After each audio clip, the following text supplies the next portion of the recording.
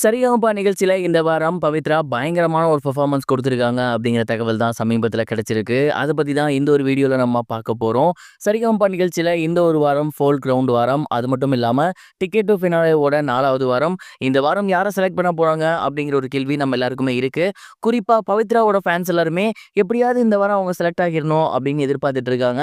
அந்த வகையில பவித்ரா அதற்கான முழு முயற்சிய குடுத்துருக்காங்க அப்படிங்கிறத ப்ரோமோ பார்க்கும்போதே தெரியுது. "எள்ளுவய பூக்களையே" அப்படிங்கிற சாங்க தான் பவித்ரா அவர்கள் எடுத்து பாடியிருந்தாங்க. அந்த ஒரு பாடல் பார்க்கவே ரொம்ப சூப்பரா இருந்துச்சு அப்படின்னு தான் சொல்லணும்.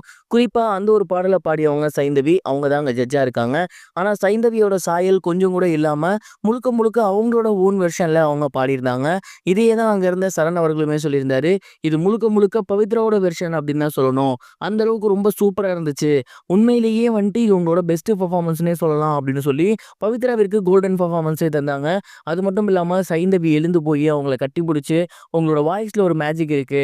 நான் பாடின வெர்ஷன் மாதிரியே இது இன்னொரு வெர்ஷனா இருக்கு. அந்த அளவுக்கு ரொம்ப சூப்பரா இருக்கு.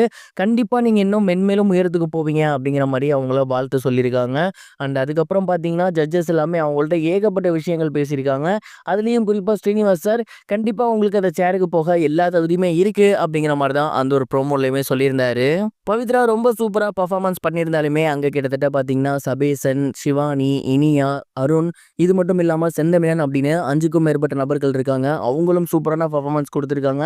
ஸோ அந்த 5 பேர மீறி அவங்க இந்த வாரம் வந்துட்டு அந்த ஒரு டிக்கெட் டு ஃபினாலேவ வாங்கியிருக்காங்களா அப்படிங்கிறத பொறுத்திருந்து தான் பார்க்கணும். அண்ட் இன்னொரு விஷயம் அவங்க கோல்டன் பெர்ஃபார்மன்ஸ் வாங்கி இதுல நான் இருக்கேன் அப்படிங்கிறத நிரூபிச்சுட்டாங்க. ஸோ கண்டிப்பா இந்த வாரம் இல்லனா கூட அடுத்த வாரம் வாய்ப்பு இருக்கு. பட் இந்த வாரமே அவங்களுக்கு இருக்குமா அப்படிங்கிறத நம்ம பொறுத்திருந்து தான் பார்க்கணும். நீங்க என்ன நினைக்கிறீங்க? பவித்ரா இந்த வாரம் வந்துட்டு டிக்கெட் டு ஃபினாலே வின் பண்ணியிருப்பாங்களா? அப்படி இல்லன்னா அடுத்த வாரம் உள்ள போவாங்களா? மறக்காம கமெண்ட் பாக்ஸ்ல ஷேர் பண்ணுங்க.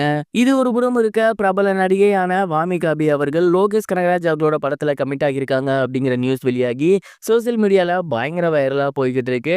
பிரபல இயக்குனரான லோகேஷ் கனகராஜ் அவர்கள் ஹீரோ அவதாரம் எடுத்திருக்காரு அப்படிங்கிறது நமக்கு நல்லாவே தெரியும். குறிப்பா பிரபல ஆக்ஷன் பட இயக்குனரான அருண் மாதேஸ்வரன் அவர்களோட இயக்கத்துல தான் லோகேஷ் கனகராஜ் அவர்கள் நடிக்க போறாரு.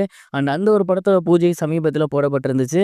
அதை தொடர்ந்து அந்த படத்தோட அப்டேட் ஒன்னொன்னா வெளியாகிட்டு இருக்கு. அந்த வகையில அந்த படத்துல யாரு ஹீரோயின் அப்படிங்கிற அப்டேட் சமீபத்தில் வெளியாகி இருக்கு.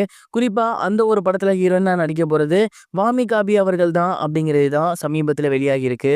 தமிழ்ல மாலை நேரத்து மயக்கம் அப்படிங்கிற படத்தின் மூலயமா அவங்க அறிமுகமாகி இருந்தாங்க. அதை தொடர்ந்து தெலுங்கு, ஹிந்தி அப்படின்னு ஏகப்பட்ட லாங்குவேஜஸ்ல சூப்பர் ஹிட் படங்களை கொடுத்து வந்துட்டு இருக்காங்க. மறுபடியும் தமிழ்ல அவங்க பண்ண போற மிகப்பெரிய ஒரு படம் இது.